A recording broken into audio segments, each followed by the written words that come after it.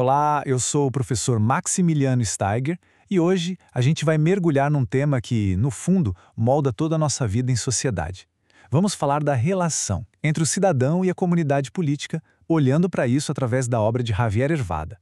Sabe, essa é uma tensão, uma discussão que é super antiga, mas que continua, com certeza, muito atual. E a obra já começa nos jogando bem no centro de uma pergunta que, olha, atravessa séculos de filosofia política. Pensem bem, o Estado, essa estrutura que organiza a nossa vida em comum, ele existe para proteger a nossa liberdade ou ele é, por natureza, uma ameaça a essa mesma liberdade? É justamente essa tensão que a gente vai investigar hoje. Pois é, o ponto de partida do Hervada é exatamente esse.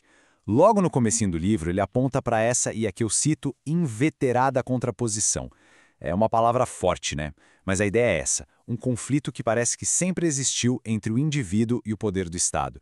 E o mais interessante é que, segundo ele, a maneira como cada sociedade resolve, ou pelo menos lida com esse conflito, é o que define o seu caráter, a sua identidade. Ok, então para a gente entender como resolver essa tensão, Hervada propõe que a gente dê um passo para trás. Antes de sair falando de direitos e deveres, a gente precisa entender o que, afinal, sustenta uma comunidade política saudável. E para isso, ele apresenta 3 pilares fundamentais da cidadania. O primeiro pilar, então, é a igualdade. Mas olha, não é uma igualdade qualquer. A sacada aqui é bem profunda. Para Hervada, a igualdade não vem de uma lei que simplesmente diz todos são iguais. Não. Ela nasce de uma ideia anterior, a de que todos nós somos corresponsáveis pelo bem comum. É porque a gente compartilha essa responsabilidade básica que, como consequência, nos tornamos iguais perante a lei. A cidadania, então, começa nesse compromisso de um com o outro. Só que aí vem o ponto-chave, e é fundamental não confundir as coisas. Igualdade não quer dizer que todo mundo é igualzinho, uma cópia do outro. Não mesmo. O segundo pilar é justamente o da diversidade de funções. Pensem numa sociedade que funciona bem. Ela precisa de médicos, de professores, de agricultores, de artistas, cada um contribuindo de um jeito único, com aquilo que sabe fazer, com as suas capacidades. Essa diversidade é o que enriquece o todo.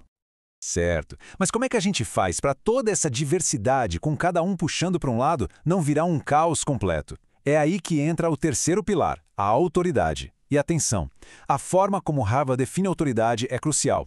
Não se trata de dominação, de um poder que oprime. Para ele, a autoridade é uma necessidade, quase como uma lei da natureza, para organizar a sociedade. A função dela é como um maestro numa orquestra. Ele não toca todos os instrumentos, mas une todos os músicos para que juntos eles produzam uma música harmoniosa, que é o bem comum. E tem uma regra de ouro que amarra tudo isso. Um princípio fundamental. A liberdade deve ser sempre a regra, o ponto de partida, a situação é clara, né? A gente deve ter o máximo de liberdade possível. A restrição a essa liberdade só pode acontecer como exceção. E não de qualquer jeito. Só e somente só quando for absolutamente necessário para o bem comum e apenas na medida exata dessa necessidade. Nem 1 milímetro a mais. Ok, com esses 3 pilares bem estabelecidos, igualdade, diversidade e autoridade, a gente pode, agora sim, chegar no coração da vida do cidadão. Aquela balança, sabe, sempre delicada, sempre em movimento, entre os nossos direitos e os nossos deveres. É como se fossem os 2 pratos de uma balança mesmo. De um lado, a gente tem os direitos do cidadão. O direito de participar da vida pública, de formar e expressar a própria opinião, de se reunir com outras pessoas. São, digamos, as ferramentas que a gente tem para agir. Mas, do outro lado, e isso é inseparável, vem os deveres, a contrapartida. Cumprir as leis, pagar os impostos, votar. Um lado simplesmente não se sustenta sem o outro.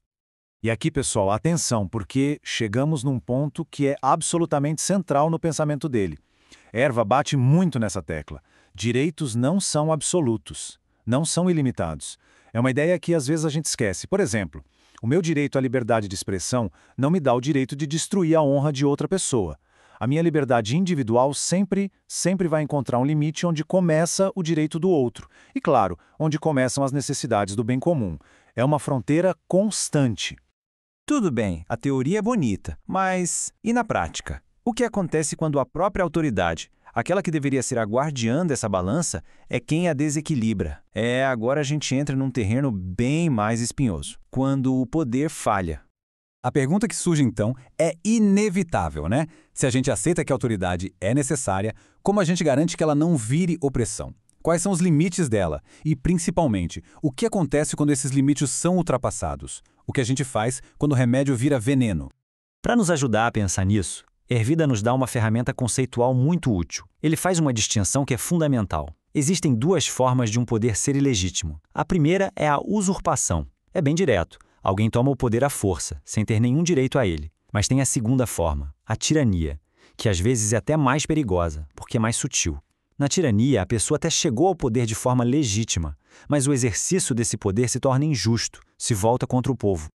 E diante de um poder ilegítimo, seja por usurpação ou por tirania, o que o povo pode fazer? A resposta de Hervada é muito cuidadosa, muito prudente. Ele propõe uma espécie de escada. O primeiro degrau: usar absolutamente todos os meios legais disponíveis.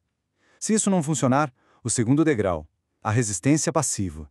Por exemplo, desobedecer a leis que são claramente injustas. E só lá no topo da escada, como um último extremo desesperado recurso, em casos de uma tirania que não deixe outra saída, aí sim se poderia pensar em resistência ativa. Bom, e com isso a gente meio que fecha o círculo do nosso raciocínio. A gente passou pelos pilares da cidadania, pela balança dos direitos e deveres e até pelas falhas do poder. Agora a gente volta ao ponto central. Qual é, afinal, o propósito de tudo isso? E eu acho que a grande mensagem, a síntese de tudo que a gente viu está aqui. A visão que Hervada defende rejeita completamente aquela ideia do cidadão como um súdito passivo, alguém que só recebe ordens e obedece. Muito pelo contrário. Para ele, o cidadão é um sócio. Pensem nessa palavra, um sócio. Alguém que é parceiro ativo, que é corresponsável por esse grande projeto que é construir e manter o bem comum. E essa citação final, para mim, amarra tudo de forma perfeita. A comunidade política, o Estado, ele não existe por si só, não existe pelo poder em si. Ele só tem uma razão de ser, uma única justificativa plena, que é buscar o bem comum. É nisso que ele encontra o seu sentido. Se ele se desvia disso, ele perde a sua legitimidade. No final das contas, o pensamento de Hervada acaba devolvendo a bola para a gente, né? Se ser cidadão não é só obedecer, mas ser um sócio ativo, então a reflexão final é para cada um de nós. De que maneira, no nosso dia a dia, com as nossas capacidades, na nossa função, de que maneira a gente está, de fato, participando da construção desse bem comum? É uma pergunta que não tem resposta fácil e que fica em aberto para a gente continuar pensando.